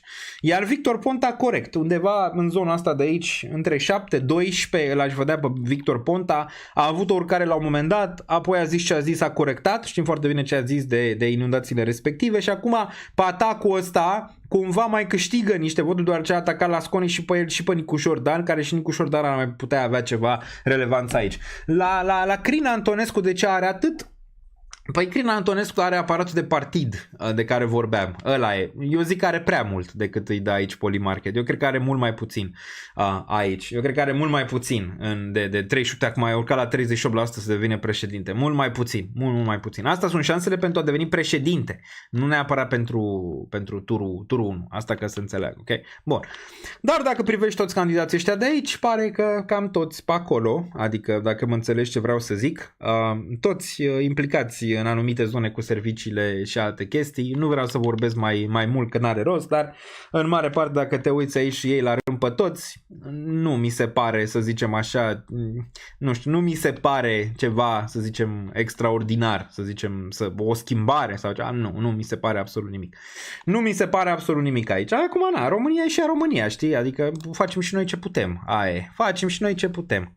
Prin locul 3, eu cred, e posibil să fie locul 3 în final, e posibil să fie George Simion cu Nicușor în turul 2, rămâne de văzut ce se întâmplă pe urmă, dar mergeți la vot, așa cum mergeți la vot, eu să mă duc și eu la vot, că votez cu cineva, că votez împotriva la toți, că mi-anulez vot, mă duc până la urmă și aia e. Bun, eu aș zice că Ponta și Simion, nu știu, Ponta l-au terfelit ăștia bine, știi, dar nu știu dacă a prins suficient, știi, ar fi o surpriză ca Ponta să fie în turul 2, ar fi o surpriză ca Ponta să fie în turul 2, sincer, în momentul de față, dar țineți cont că Polymarket n-a ghicit-o data trecută, deci e posibil să avem ceva surprize între cei 3, 4 nu știu dacă Ponta poate să ducă. Bun, ar fi un șoc, ar fi un nou șoc. Acum, dacă Nicușor, nu știu, intră în turul 2 sau Simion sau Crin, nu vor face ăștia la CCR din nou? Nu vor face din nou la CCR niște contestații? Ce ziceți? În legătură cu, nu știu, ce a zis Nicușor Dan de Crin Antonescu, ce a zis, nu știu, Nicușor Dan de George Simion sau Crin Antonescu de George Simion, ce a zis la Sconi de Nicușor Dan sau de George Simion sau de toți ăștia sau de Victor Ponta. Nu credeți că vor face din nou? Bun, dacă e să o luăm așa, se pot anula alegerile la rând, știi, adică la câte probleme au ăștia de aici, la câte probleme. Mai vreau să zic una cu Nicușor Dan. Nicușor Dan, dacă ar câștiga președinția, cei mai fericiți ar fi cei din mafia imobiliară. Știți, nu? Că cei mai fericiți ar fi ea de mafia imobiliară. Apropo, mulți dintre ei au și donat lui Nicușor Dan ca să scape de el, de la primăria Bucureștiului, că i-a terorizat pe mafie. I-a terorizat, știți foarte bine, alea cu procesul de Aziz Mercuri și toate. Băi, i-a terorizat pe ea, știi? Adică și stai să mai au zis, Doamne, hai să scăpăm de ăsta cumva, să nu mai fie să nu mai fie la București aici zi primar, să scăpăm de el și i-au donat aia. I-au donat. De asta și când a zis Nicușor, cine ți-a donat? Păi nu știu cine mi-a donat. Corect, da. Știți foarte bine că i-au vrut să scape de el și vor în continuare să scape de el, că nu poate să scape de el. Deci mafia imobiliară ar fi cea mai câștigat dacă Nicu Șordan ar câștiga, că ăsta, face, la nivel de administrație, face omul, n-am ce să zic. Am zis, sunt doi care la nivel de administrație au mai dovedit ceva, el și cu Ponta. Atât. În rest, Crin Antonescu vorbește, face drege, George Simion nu l-am văzut încă într-o poziție, să zicem, să fie prim-ministru, să fie președinte, adică într-o poziție mai mare. Nu l-am văzut. Nicu Șordan, da. Primarul București, pe Victor Ponta l-am văzut. Crin Antonescu, stânga-dreapta, din vorbe stânga-dreapta, da, nimic, știi, adică nimeni nimic. Bun. Gata, mai avem 8 minute, gata, asta cu politica. Bitcoin nu face absolut nimic momentan, de asta am vorbit un pic de politică, dar am terminat. Ați scăpat. Bun, momentan 969 aici pentru Bitcoin, așteaptă deschiderea bursei americane, să vedem ce se întâmplă. Avem și noi timp să facem un overview. Mergeți pe danielniță.ro, secțiunea dashboard, faceți cont, stai așa să pun aici ăsta pentru toată lumea în Patreon, să puteți să-l vedeți și voi, să-l vadă toată lumea care a dat subscribe la Patreon. Imediat o să dau aici edit postare ca să vedeți și voi acest post. Toată lumea, nu doar cei care sunt abonați în Patreon. Imediat, 2 secunde, o să vă pun și pe chat. Bun, dăm aici pentru toți membrii. Deci trebuie să fii doar membru. Imediat vă pun și pe chat aici, imediat. Să vedeți și mergem mai departe la overview. Mergem la overview. Butonul de like v-aș aprecia dacă îl puteți să loviți aici. 109 like-uri, probabil sunt mai multe. N-am dat eu refresh, dar puteți să-l vedeți aici. Aveți NordVPN mega discount 72%. Puteți să vedeți și aici în zona de pinned. Folosesc NordVPN de foarte, foarte multă vreme. Puteți să accesați prin acest link acest discount de până 72. Plus vă puteți răzgândi, cred că nu știu, aveți o lună parcă la dispoziție de a vă răzgândi dacă nu vă place acest NordVPN. Desigur aveți și Patreonul, 25% reducere în Patreon în prima lună, puteți să-l găsiți aici. Aveți și XFIU, care este sponsorul acestui canal, îl puteți vedea sus, exchange de cripto, îl puteți vedea. Discount, am zis așa, cumpără acțiuni ETF-uri eToro pe ETF-uri și altele pe eToro, aici puteți să-l găsiți. Portofele reci, Trezor, Ledger și Discord-ul l-aveți aici mai jos. Desigur mă găsiți pe Instagram, apăsați link-ul ăsta, pe Twitter, link-ul ăsta, pe TikTok, link-ul ăsta nu prea postez, pe Facebook în niciun caz. Bun, nu prea postez pe acolo că nu mai e absolut nimeni. Bun, hai să mergem aici să ne uităm, să vedem, să analizăm total market cap. Aici putem să dăm 006 pentru astăzi, pentru total market cap urcare. Volumele în picaj cu vreo 4 miliarde astăzi, 505. Acum market cap în picaj și la 0,45. Asta duce desigur la o dominanță în urcare, iar dominanța ETH pică și ea astăzi. La nivel de 24 de ore putem să vedem următoarele pe aceste planete care tot se mișcă aici. AMX-ul plus 10, Caia plus 5, XMR în continuare o surpriză plăcută aici, destul de bine, undeva la 5,19. iOS-ul aici, ăsta vechi din 2017, cel mai mare ICO din 2017 pe urcare. Quanto aici urcă și el un pic. În rest putem să vedem roșu la Etena, minus 7, care nu stă bine, undeva la 30 de cenți, posibil să meargă mai jos. Da? Putem să ne uităm la SUI, care a stat bine, acum apare, corectează 3,45, dar e normal, putem să vedem 41% aici pe ultima lună, urcare destul de puternică aici de la SUI și e normal să corecteze. AMX am zis că stă destul de bine. Pengu, care corectează, dar totuși a urcat destul de bine în ultima perioadă spre 1 cent, peste 1 cent, ceea ce stă destul de bine aici. Ce mai vedem? Feciu corectează și el un pic, momentan în lateral, 0,71, bullish ăsta doar peste 0,8, 0,86, până atunci nu. Celestia cât de cât neutră, aici putem să vedem pe ultima lună minus 38% pentru Celestia, numai roșu în continuare. Bun, Farcoin aici corectează, Bread corectează. Hai să mergem mai departe în top 200. În top 200, putem să vedem top 200 pe 24 de ore, putem să vedem Turbo aici destul de bun pe urcare, Move pe de altă parte corectează, parcă cineva l-a delistat sau vrea să-l delisteze, din câte am înțeles, poate Binance, de asta a picat destul de mult, nu mai țin minte cine vrea să-l delisteze, Coinbase parcă. Arweave aici, care în continuare dețin ceva, Arweave 783, reacție destul de bună aici, 29% pe ultima lună, 29% pentru Arweave. FTT-ul, apropo, am făcut update la portofoliu de bază cripto și la portofoliu de acțiuni și ce mai mă uit pentru perioadele viitoare, îl găsiți în Patreon, o să vină și update-ul la portofoliu de risc în perioada viitoare și call-ul de final de luna aprilie, început de lună mai, probabil o să-l avem undeva luni, o să fie acel call. Bun. Cam atât aici în materie de cripto. Dacă mergem și pe 7 zile, azi avem 7 zile ce s-a întâmplat pe criptomonede. Aici DOG destul de bine, ăsta ce spunem coin pe Bitcoin a urcat destul de bine, 86% urcare pe ultima lună aici pentru DOG, Layer undeva la 26 pe ultima săptămână, AKT aici 16, destul de bine aici, top 200 pe ultimele 7 zile. Hai să mergem și în top 100 pe ultimele 7 zile să analizăm, cum avem vreo 3 minute până când se deschide treaba. Virtuals aici, urcare frumoasă de 111%, a făcut cam 3x din bottom ăsta, chiar cu un pic mai mult de 3x din bottom, din zona de 50 de cenți de acolo. XMR-ul care a stat destul de bine. Pe acțiuni în continuare nu s-a deschis, asta e de ieri, S&P-ul a închis 0,63, Dow Jones-ul 0,21 pe urcare, Nasdaq cu 1,52 destul de bine. Volatilitatea în picat și TLT-ul un picat și el, asta am văzut ieri cu desigur Microsoft-ul care a lovit aici raportările și Meta care a lovit la raportările destul de bine și Amazon aici a urcat destul de puternic, Tesla un pic în lateral. La Tesla era chestia că Elon își va da demisia din poziția de CEO, ceea ce pare că nu e adevărat, cel puțin momentan așa au zis ei că nu e adevărat. Vedem ce deschidere avem astăzi. Healthcare-ul suferă aici major. Lilly ele a luat aproape minus 12%, probabil ceva la tarife, ceva pe tarifele lui Trump acolo se întâmplă. La token nu știu dacă a fost updatat sau nu, ne uităm imediat și în secțiunea asta să vedem aici, n-a fost momentan updatat, îl găsiți pe cripto aici dacă vreți să mergeți să vedeți deblocările, dar va fi updatat în următoarele ore. Și în următoarele ore o să puteți vedea aici și deblocările. La secțiunea portofoliu vă puteți face portofoliu aici, la secțiunea calendar puteți vedea calendarul economic și multe altele o să mai vină aici. O să vină și un chestionar în secțiunea de învață aici, un chestionar pe risc, o să poți să-ți afli riscul și în ce ai putea să investești. Bun, o să mergem pe Bloomberg imediat să vedem ce se întâmplă înainte de deschiderea pieței bursiere, care se va întâmpla în aproximativ 2 minute. Bitcoin un pic stabil, cât de cât stabil momentan. Hai să vedem, mergem pe Bloomberg, să vedem ce zic cei de la Bloomberg și o să ieșim imediat după și desigur ne auzim duminică la final de săptămână, unde o să avem și alegerile, o să ne uităm și acolo ceva, deci să fie un pic împărțit live-ul ăla de duminică, partea financiară, dar și ceva alegeri, să vedem ce se întâmplă cu sondajele imediat după ce se închid urnele. Bun, Bloomberg Live. Imediat ne uităm.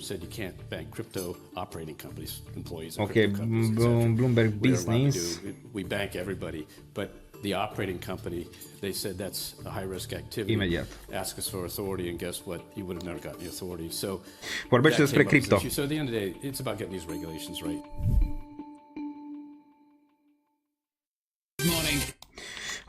Ok, imediat începem aici să vedem ce se întâmplă, aproximativ 1 minut până când se deschide casinoul nostru preferat. Nu uitați, Real Daniel Niță pe majoritatea rețelelor de socializare, mă găsiți foarte activ pe X, pe Twitter. Bun, zice cineva, doamne, să mai stea piețele jos măcar 2-3 luni. Ai grijă ce îți dorești, asta zic, au stat cred că jos suficient, aș zice, nu? Bun. Imediat, open, 25 de secunde până la deschiderea cazinoului, imediat dăm și noi aici. I'm Matt Miller, and we are looking at some pretty significant gains, especially considering that we're just passing over an 8-day streak. So if we finish in the green today, it'll be the longest winning streak we've had on the New York Stock Exchange in 21 years. That's S-a deschis cazinou, ați auzit? Colleagues here have been alive. Deci dacă închidem și astăzi pe verde, ar fi 9 zile consecutiv cele mai mari din istorie, la rând. Ringing the opening bell, really knocking it out of there is Oscar De La Hoya, and Ring Magazine, which is, I guess, a boxing magazine, and they're partnering up with Fatal Fury, which is a video game. I need Joe. Sometimes I need Joe in the control room out here to help me out with this sports stuff. Down at the NASDAQ market site, you have Fold ringing the open bell, FLD, and they brought a huge crowd of people. What a day to be involved in financial markets. I mean, the kind of record we're looking at, Katie Greifeld, is generational. I do have some bad news, though, and that comes in the form of Apple. Apple planning to source more than 19 billion chips from the U.S. this year as part of its global supply chain shift to gradually lessen its reliance on China. Apple is going to zero. We learned last night that it sees a $900 million quarterly hit this quarter alone from tariffs, so standing out from the rest of its magnificent 7 peers in a bad way. Yeah, this one too is interesting. Amazon had been fluctuating into the market open. Now it's down Oh, well, roughly flat. It's been fluctuating between 0.2 and 1% down and flat. It expects a tougher business climate in the coming months due to tariffs and a potential downturn in consumer spending, with the slowdown that's already appearing in third-party revenue, Matt. Yeah, I want to point out also that Chevron will reduce share buybacks this quarter due to tumbling oil prices. I know since the first quarter we're down about 17% on crude prices and the trade war. Meanwhile, Exxon is sticking with its share buyback plans as earnings met estimates there. So kind of a mixed bag in terms of the oil patch, but both of those shares are rising right now. And we've got some breaking news on a meeting at the White House. President Trump set to meet with Mark Carney, the new leader of Canada. Right, he had a good week. And this is interesting because Carney, you know, in his sort of victory speech after the elections this week, he said, like, the, you know, friendship and partnership and collaboration between the U.S. and Canada is over.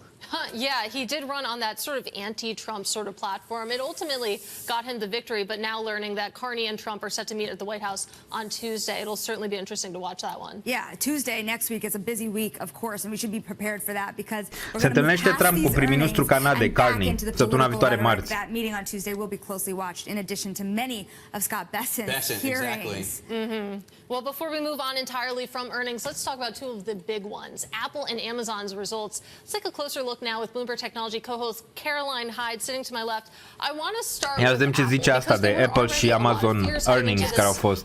Print, of course, the relationship with China, the reliance on China, and it seems like actually a lot of those worries were founded in reality. Yeah, Tim Cook just reminded everyone of their exposure and the fact that they're already saying, look, costs are going to add up to $900 million. That's not a lot if you're comparing that to, well, your expectations of about $90 to $100 billion in revenue. It's about 1%. But that is the best case scenario, so says Jefferies. This is why we got not one but two analysts downgrading the stock today. And in fact, Jefferies going all the way to an underperform, saying this is as good as it gets. You're going to have, of course, perhaps tariffs not remaining still as they are in the next June quarter. We're going to potentially see a dial-up of focused tariffs on electronic goods, such as smartphones. So overall, we're going to see a real concern here. Apple really couldn't point past what happens in the June quarter. And also that weakness in China, just persistent. They had subsidies in China. We're meant to see a pickup, but no, sales were still down 2%. They cannot get their AI act together. They're not having a foldable phone yet, and they're losing out to competitors over in China. Meanwhile, in the US, yes, you're building chips closer to home, but that adds up. Speaking of competitors, Apple corectează pentru că văd o scădere în China. Incredible one for Amazon. The numbers themselves were not so pretty. They were down more than 3% pre-market. The jobs numbers showed up, and it saved them a little bit because they are so exposed to this consumer, the American consumer. But Chinese rivals have been raising prices already. Yes. So is this an advantage story or a disadvantage story? I think when you're thinking of Amazon, if anyone can weather it, Amazon can weather it. It's kind of where analysts are. And the sales look good. Not only did they beat in the quarter that they just reported, but they're also posting that revenue is actually going to remain resilient. They're going to see about 8% growth once again. They might take away something on profit, but people are used to that when it comes to Amazon. Just go back to the Bezos days when he was running it, and now with Andy Jassy, they're always willing to flex a little bit on their operating margin if they're going to reinvest in the business, and they seem to be committed to satellites in the sky. They're committed to AI innovation and wanting more people to come to Bedrock, more people wanting to come to their own chips. So they're not going to say in this moment of anxiety, we're dialing back on our own R&D, but you're going to have to suck up a margin hit. I think most analysts actually said, look, generally speaking, they beat when it comes to their operating income. They beat hard this quarter. Look, the guide, they're just being cautious here. All right, Caroline, thanks very much. Bloomberg's Caroline Hyde. She hosts our technology show, which kicks off at 11 a.m. with Ed Ludlow, and you can watch that well, at 11 a.m. There you go. As I said. We are back with BlackRock Chief Investment Officer of Global Fixed Income, Rick Reeder. Rick, you also run BINC, the ETF, which is really crushing it and up year to date as opposed to the S&P, the broader index, which is down still almost 4% year to date, still off 8% from its highs. What do you think about stocks after a 9-day winning streak? I mean, you take some profits here? So thanks, Matt. I mean, I also run our global allocation fund where we do mostly equities. Listen, I'd say a couple of things that we're doing in the equity market. First of all, this is as good a trading environment as I've seen in a long time. You know, there was a period of time where people were panicked about the downside and you could sell puts on the market, reduce your equity beta, sell puts, and now you've got this amazing froth that, you know, you ride it a little bit, you run your equity beta a little bit longer because the sentiment's good, maybe you get good news on trade, but now there's a great opportunity to sell upside calls because people will pay for the up 10%, 15%, and buy some downside. And so that's what we've been doing recently. You know, ride this a little bit, keep your beta elevated, but you can buy some downside protection. And I think, quite frankly, you know, some of the names that are moving now in tech and otherwise, you can sell some of the upsides because people have gotten super excited again, and then protect yourself so you can ride an equity market. Listen, the valuations, you're talking about 22, 23 times earnings. These are not great valuations. It's a sentiment-driven market. And it's one that there's just so much cash that people are looking for an opportunity to put some money to work. So anyway, you ride that, and then you know try and protect yourself in terms of any bad news. Rick, it's funny. You have to keep reminding us that you're not just a bond guy. Unfortunately, that label has definitely followed you. But when it comes to what you're describing in the equity market, you know, protecting on the downside with puts, selling upside calls. It's interesting. It kind of sounds like you're trying to generate income through the equity market with some of these options structures. So yeah, yes on generating income, but also to try and, you know, create the right convexity of your portfolio, meaning, you know, can you participate in a market where it's rallying, but then also when people get excited about the upside, can you build some downside in the portfolio? And then the flip side, I mean, you know, we were selling downside, you know, we'd reduce some risk. And so selling some downside in things like the banks. You remember, if you go back 2-3 weeks ago, banks were down 25, the big banks down 25-30%, and the volatility that usually trades at 20-25 was at like 80 to 100. So those opportunities present themselves. So trying to take advantage of, yes, build income when you can, but really trying to take advantage of where, quite frankly, I think we live in markets more than anything I've ever seen. Corectează un pic People Nasdaq-ul. overreact, sentiment drives it, momentum drives it.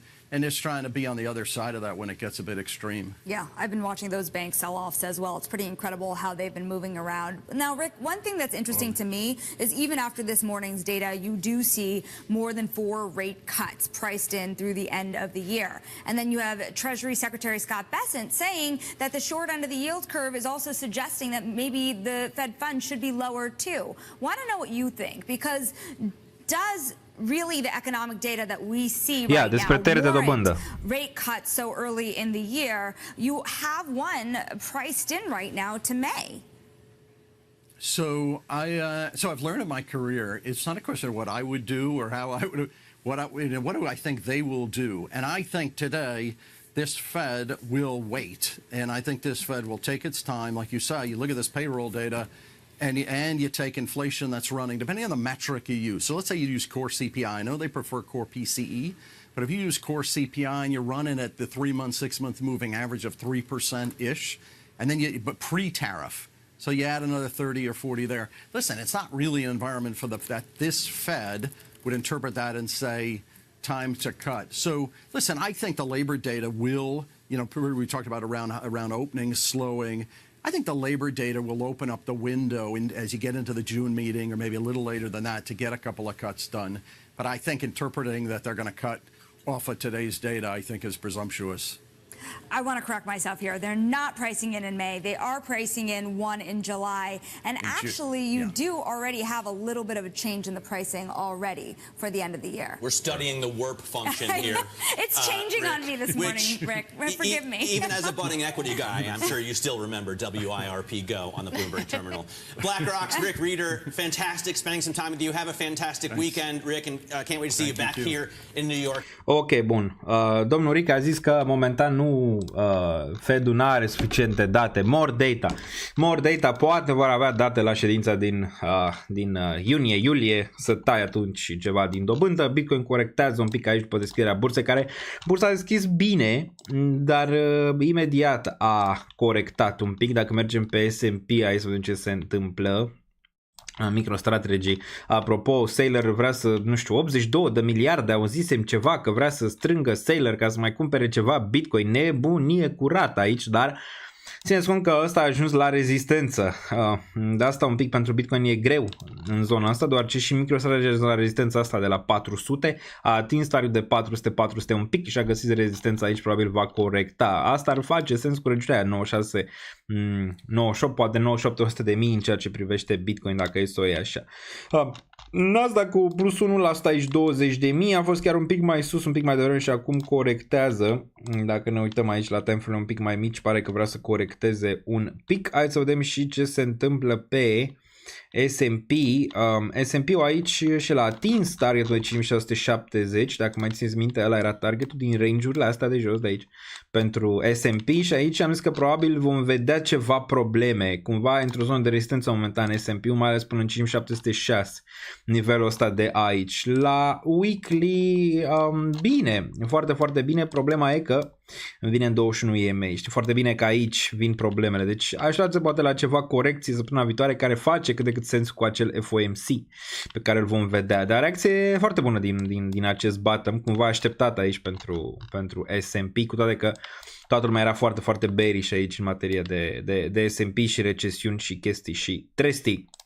Aurușel a urcat un pic, dar acum pare că vrea să corecteze, urcase un pic mai devreme, știți foarte bine că era la plus 1 și ceva, urcase în regiunea de 3269 și acum pare că vrea să corecteze. La nivel de acțiuni, hai să vedem aici, la nivel de acțiuni individuale, să vedem ce se întâmplă, putem să vedem S&P-ul plus 1.12, puteți intra și voi să dați check pe acest overview când vreți să vedeți, o să aveți și, desigur când o să fie și acel mini app făcut, o să aveți și în telefon aceste lucruri și atunci le aveți un fel de pop-up și o să vă spun, S&P-ul a deschis la plus 1, asta dacă vreți, desigur Nasdaq cu 1.01, aici cum vedem momentan și Dow Jones undeva la 1.11. Volatilitatea în continuare destul de scăzută astăzi, Apple corectează aici, am văzut de ce, hai să ne uităm la earnings și probabil închem cu asta și ne auzim duminică, care duminică o să facem mai multe analize pe grafic. Aici momentan nu sunt atât de multe schimbări, lucrurile în continuare arată bine, chiar dacă poți să ai volatilitate pe termen scurt, e foarte probabil să vezi mai sus prețurile în luna mai. Bun, dacă ne uităm aici la ce raportări au fost ieri, că asta ne-ar interesa ieri, deoarece am văzut și celelalte raportări de la Meta alaltări, dar hai să ne uităm pe ieri, putem să vedem aici că și Amazon și Apple au lovit, dar cumva și Amazon și Apple mai au probleme, cum ar fi Apple are probleme la vânzările din China și desigur știm foarte bine cu tarifele lui Trump și toate cele, iar Amazonul cumva s-a pus el împotriva trendului lui Trump și a zis că vrea să pună prețurile să le afișeze cu acele tarife, adică lângă prețul produsului să afișeze și cât e din prețul produsului impactul pe tarif. Și atunci da, McDonald's a ratat aici, ceea ce e interesant și asta poate să-ți arate cumva că consumatorii nu mai au acea tendință de a consuma foarte, foarte puternic McDonald's, ceea ce istoric a dus la o încetinire economică. Știți foarte bine că la un moment dat câți McPuișori să cumpărau sau cât hamburger să cumpărau era un indicator a cât de puternică e economia. Pare că au ratat și EPS-ul și pare că au ratat și revenue. Nu cu mult, dar l-au ratat. Se poate vedea aici. MicroStrategy, wow, a ratat, deci fii atent aici la MicroStrategy. MicroStrategy minus 16,53 la EPS. Nu știu cât a ratat, cu 8.000%, habar n-am, au ratat aici, totuși acțiunea crește pentru că nici nu mai contează ce face MicroStrategy sau ce vinde MicroStrategy sau cât de overvalue de acțiune, contează doar ce face Bitcoin, atâta tot, iar la nivel de revenue au ratat și aici, avea 117 milioane, revenue au făcut 111. Bun. Hai să vedem și ce s-a mai întâmplat. Deci, teoria că vor lovi, știți foarte bine că mulți ziceau, domnule, vin aceste raportări financiare, o să fie măcel. Și v-am zis, aveți răbdare că raportările financiare în proporție de 75-80% o să lovească toate. Și asta duce și acest raliu în spate în momentul de față, deoarece raportările financiare au fost extrem de bune în continuare. Vedem pe următorul quarter, atunci ar putea fi o problemă. Dar până atunci mai e. Hai să vedem pe 30 ce raportări financiare au fost, dacă se încarcă aici. Asta vor fi puse și ele în dashboard la un moment dat. Bun. Putem să vedem Microsoft a lovit, Meta a lovit. Se poate vedea aici, Meta la 6.43. Aici nu știam dacă lovește EPS-ul, dacă mai țineți minte. A lovit și pe ăsta și ce lovitură pe EPS. Și la revenue la fel 42.3. Aici ne așteptam să lovească și Microsoft și ne așteptam să lovească și Meta. Microsoft chiar bine cu vreo 2 miliarde aproape în plus și la EPS destul de bine și Microsoft aici. Ne întoarcem la overview pe acțiuni. Ne uităm aici destul de bine în afară de Apple care corectează major. Cred că Microsoft din nou a devenit prima companie, nu? Cât de trilioane mai are și asta. Apple pierde aici ceva pe aceste tarife ale lui Trump. Amazonul pierde și el un pic aici că s-a pus contra lui Trump undeva 1.05.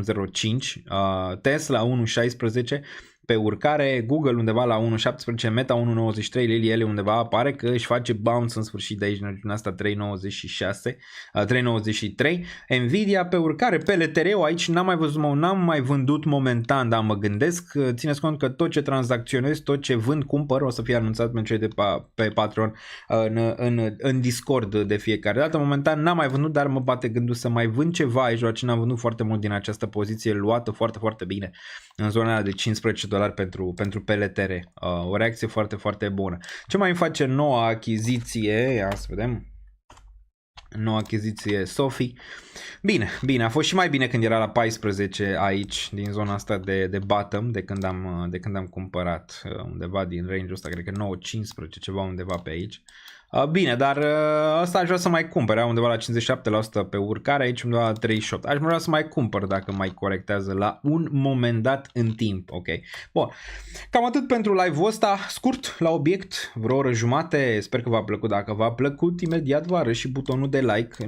Noi ne auzim imediat aici să caut live-ul, puteți să găsiți aici butonul de like, 455, puteți apăsa butonul de like dacă v-a plăcut. Vă reamintesc, tot aveți în descriere de la reducere 25% în prima lună în Patreon, de la XFi, aici exchange de cripto românesc, mega discount 70% NordVPN, vă puteți răzgândi după prima lună, acțiuni, ETF-uri pe eToro aici, Ledger, trezoare, le găsiți aici, portofele reci, calde, tot ce vreți, Discord-ul găsiți pe aici, pe toate rețelele de socializare, inclusiv Instagram-ul, pe care o să vi-l arăt imediat, mă găsiți și acolo, sunt foarte, foarte activ pe majoritatea.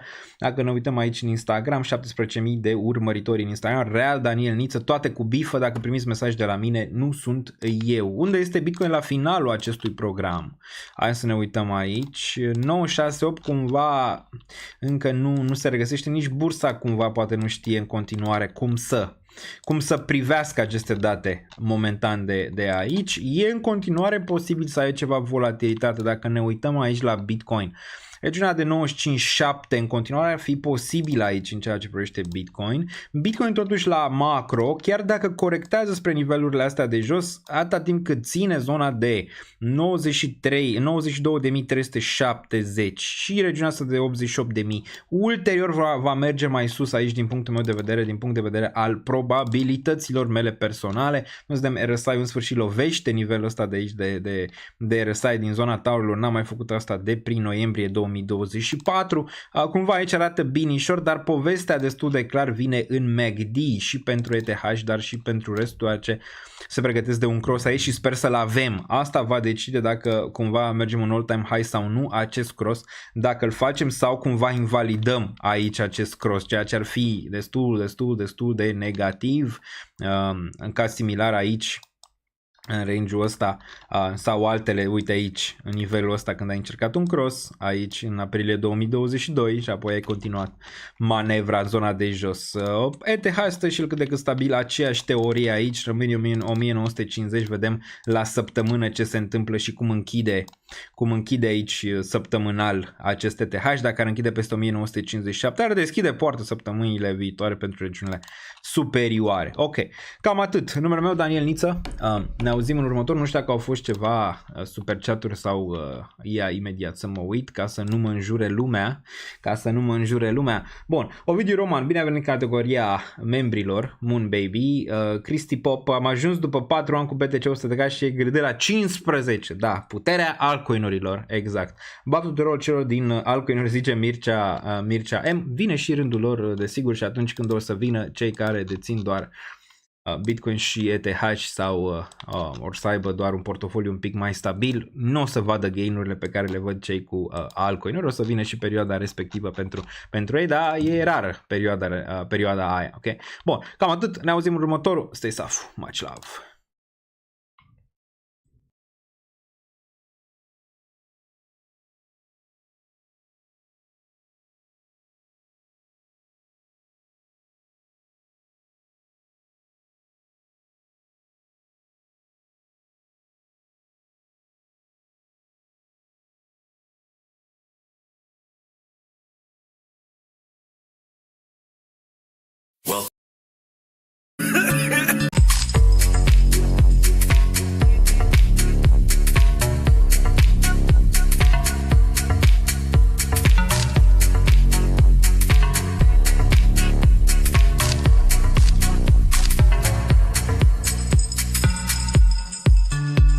Banii, să nu vă...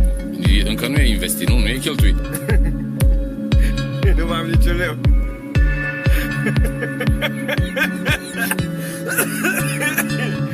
Nu mai am niciun leu. Ce clădim, ca cum a spus meșterul Manole, ce a clădit ieri, a căzut alalt, cade și după aia e de la capăt.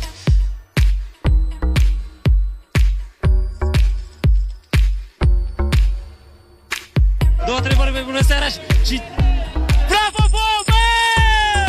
Două, trei cuvinte și... Bravo, Bobe!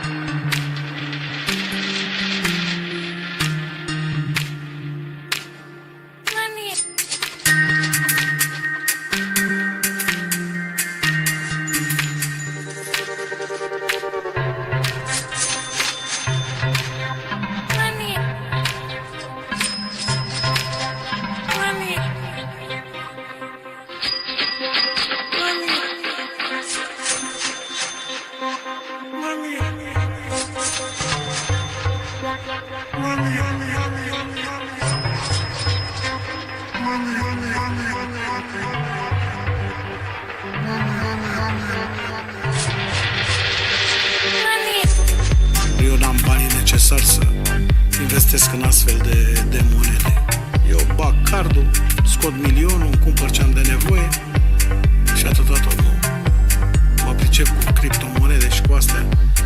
Pentru un lapte bătut și un sandwich mi-ajung ce am.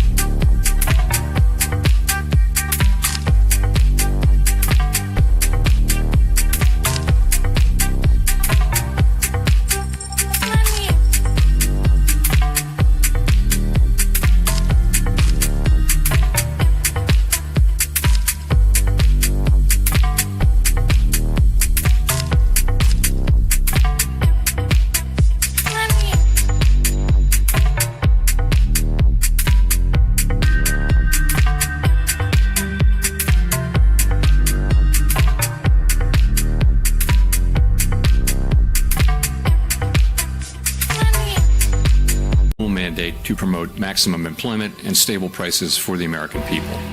Today, the FOMC decided to leave our policy interest rate unchanged and to continue to reduce our securities holdings, though at a slower pace. Our restrictive stance of monetary policy has been putting downward pressure on economic activity and inflation, and the risks to achieving